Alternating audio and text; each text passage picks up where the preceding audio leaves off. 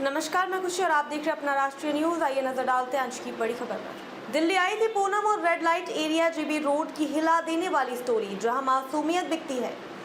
देश की राजधानी दिल्ली अपनी चमकदार और जीवंत संस्कृति के लिए जानी जाती है, लेकिन इसी शहर की अंधेरे कोने में एक ऐसी दुनिया छिपी है जहां मासूमियत की कीमत चंद रुपयों में लगाई जाती है। दिल्ली के कुख्यात red light area GB road में नाबालिग लड़कियों को देह व्यापार के लिए मजबूर किया जाता है। इन लड़कियों को गरीबी, अशिक्षा और प्रलोभनों के जाल में फंसाकर लाया जाता है और फिर उन्हें बेरहमी से शोषित किया जाता है। 14 साल की पूनम, जो कि बदला हुआ नाम है, इसी नरक का हिस्सा बनने को मजबूर हुई थी। बेसहारा गरीबों से जूझती पूनम रोजगार की तलाश में दिल्ली आई थी, लेकिन यहाँ उसे एक दलाल के चंगुल में फंसना पड़ा। उसने उसे जीबी रोड के वेश्यालय में भेज दिया।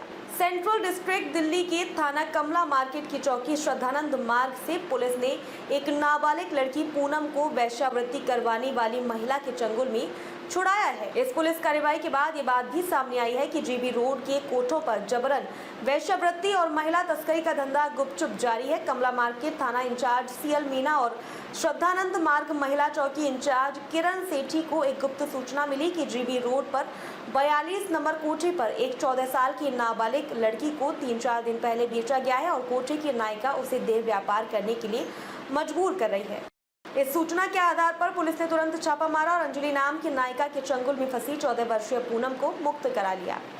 एनजीओ और पुलिस द्वारा की गई पूछताछ में पूनम ने बताया कि वह उत्तर प्रदेश के बिजनौर जिले की रहने वाली है। वह माता पिता की मौत के बाद बेसहारा हो गई और इसलिए रोजगार की तलाश में दिल्ली आ गई थी। 4 दिन पहले उसे दिल्ली में जाके नगर ओखला में अनस नाम का व्यक्ति मिला था। उसने उसे रोजगार दिलवाने की बात कही और जीबी रोड के कोठे पर अंजलि के पास बेच दिया।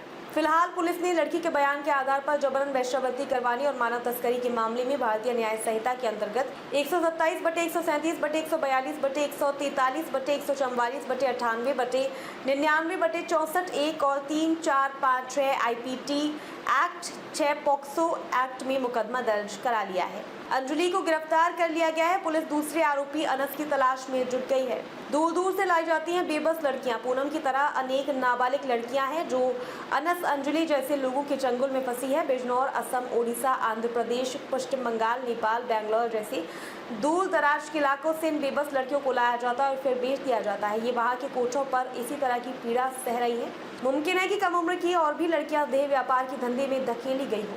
इस घिनौने धंधे में कई लोग शामिल हैं: दलाल, वैश्यालय मालिक, ग्राहक और वह लोग जो इन लड़कियों को लाने ले जाने का काम करते हैं। ये लोग न सिर्फ इन लड़कियों की मासूमियत का सौदा करते हैं, बल्कि उनके जीवन को भी बर्बाद कर देते हैं। इस काले कारोबार पर रोक लगाने के लिए कानून मौजूद है, पुलिस भी तैनात है, लेकिन सब असरहीन है। पूनम जैसी लड़कियों को न्याय नहीं मिल पाता और दलाल खुलेआम अपना धंधा चलाते रहते हैं।